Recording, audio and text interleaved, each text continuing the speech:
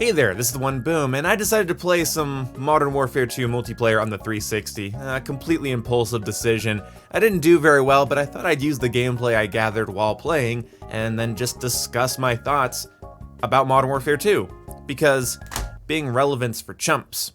Modern Warfare 2, the Smash Brothers Melee of the Call of Duty series. You cannot walk through a college dorm room without passing 5 guys named Chad that believe that this is the game that started and ended the series. Modern Warfare 2 really ushered in the modern Call of Duty formula that we are all used to today. But it has some archaic elements from Call of Duty's past which are really interesting to see these days. I mean, when I go to play something like Call of Duty Vanguard or Modern Warfare 2019, so much of what made Call of Duty relevant back in 2009 is gone.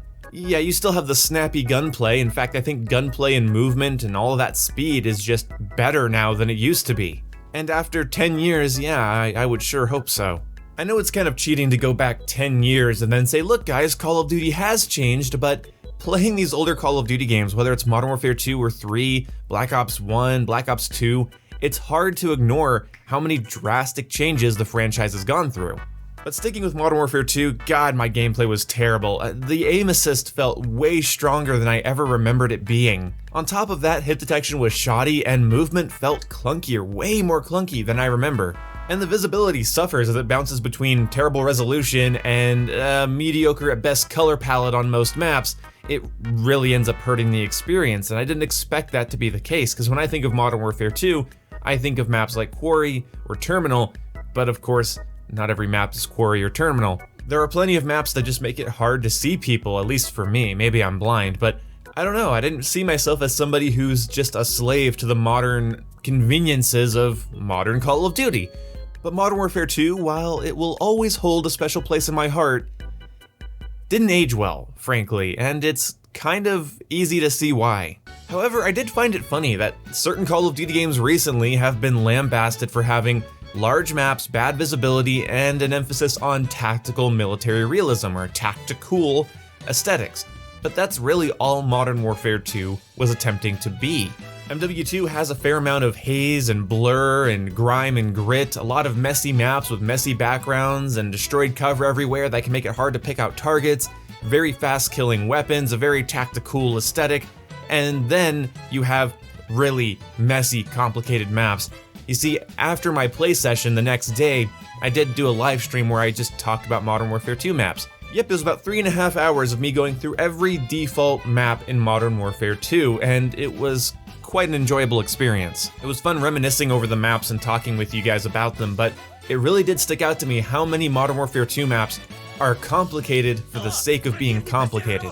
And I was reminded that not every one of these maps is a hidden gem.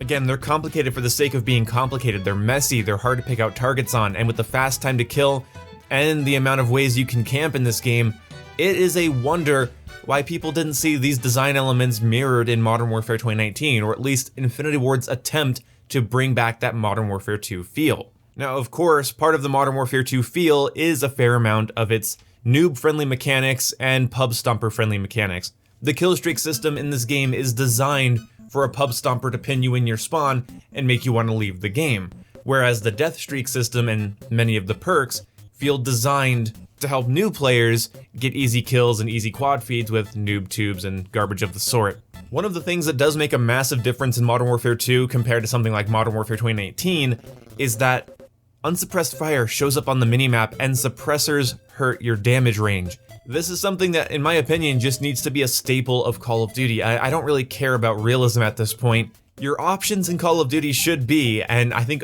all of the original Call of Duty games are a testament to this design, you either nerf your gun or show up on the minimap every time you fire.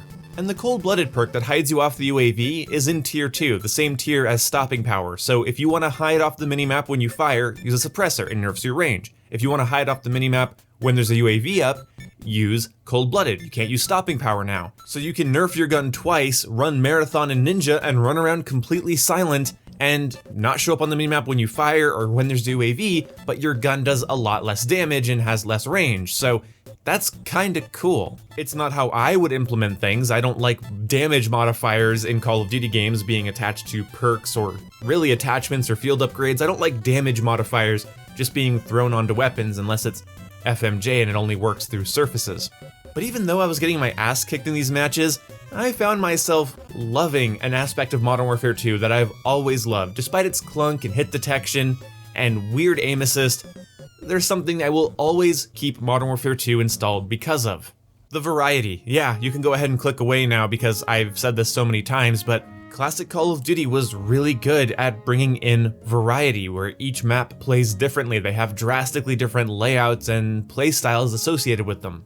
Maps like Derail provide areas for people to rush and flank and be fast, but they also give you long lines of sight for sniping and bushes and trees to hide in for more stealthy sniping. It's a larger map, that's how it's gonna be. Then you have maps like Rust and Invasion, which are more cramped, close quarters combat. I mean, even Modern Warfare 2's comically small map Rust has a big height advantage you can fight over. There's so much variety, so much intrigue, I just adore it.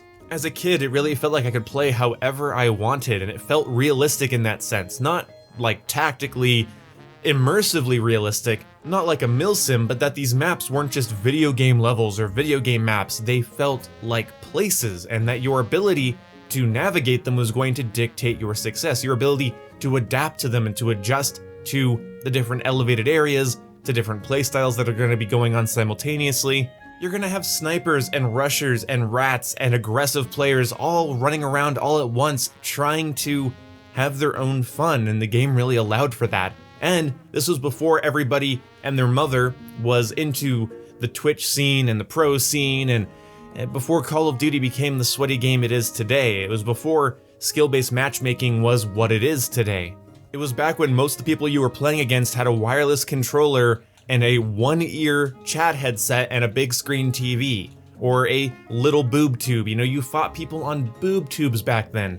Now people have 4K gaming monitors, SCUF controllers, Astro headsets, control freaks, and you're not gonna be able to avoid that. Even if skill-based matchmaking didn't exist, that's just sort of the norm now. The chances of you finding a casual come home from work, sit down and play on their big screen TV with a one-ear chat headset likely isn't going to happen. Even budget headsets you plug into your controller these days have great stereo audio for games like Call of Duty, so you're gonna get sound hoard even by a bum these days. That's just how it is. I remember listening to YouTubers talk about certain areas on maps in Modern Warfare 2 being dangerous because people will hide there and wait for you. But now it's just, you're a camper, and that's a safe space, and poor game design. Game design shifted in the last several years to accommodate people that want to focus more on doing better than just having a sort of novel experience. And yeah, that's why things have gotten sweaty. The games are sort of catered to people that want to do well, more so than just find the act of playing a game like this to be interesting and novel. At the time, despite this being far from the first popular console shooter, this was still a novel game, and you're never going to capture that again. But it doesn't mean you can't try. Sit on your couch with a controller, no headset, and play some online Call of Duty from time to time. Play casually, don't play to win, don't play to try, just play the game. And those of you that have high KDs are thinking about the skill-based matchmaking ramifications of that and are shaking their heads violently. So I'm gonna end the video here before this video gets spam disliked as well. And I'm just kidding, this video isn't for Battlefield fans. Why would it get spam disliked? Long live Modern Warfare 2. See you when I see you guys.